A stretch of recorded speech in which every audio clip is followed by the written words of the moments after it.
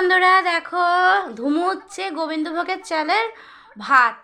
হ্যাঁ, দারুণ গন্ধ। আর রাতেরবেলা রুটি করা হয়েছে আর তরকারি করা হয়েছে, আর টুকুর জন্য গোবিন্দভোগের চালের ভাত হয়েছে। এটা আমাদের টুকু কী বলে গোবিন্দ, ঠিক আছে। আর এর মধ্যে যে গোবিন্দভোগের চালের ভাত আর এর মধ্যে ঘি আর ওপরে আলু সিদ্ধ আছে, এটা হচ্ছে ভালো। আর আমরা যদি খাই এর মধ্যে আলু গোটা গোটা আলু সিদ্ধ দিয়ে দিই, ওটা কাঁচা লঙ্কা দিয়ে ভালো করে মাখি, তেল লবণ দিয়ে মাখিয়ে ওটা খাই। মানে ওটা আমরা বড়রা যদি খায় মানে গোটা আলু দিয়ে, যেমন মানুষ আলু দেয় সেমন আলু দিয়ে দিয়ে লবণ আর হচ্ছে তেল আর যেমন ঝাল খাবে সেমন ঝাল দিয়ে ভালো করে মেখে পাশের মধ্যে আলু সিদ্ধ নিয়ে নিতে হবে আর একটু ঘি দিয়ে খেতে হবে। আর এটা বাচ্চারা খাচ্ছে বলে, বাচ্চারা খেলে ওর মধ্যে কুচি কুচি আলু দিয়ে দিয়েছি আর ওপর দিয়ে ঘি আর লবণ।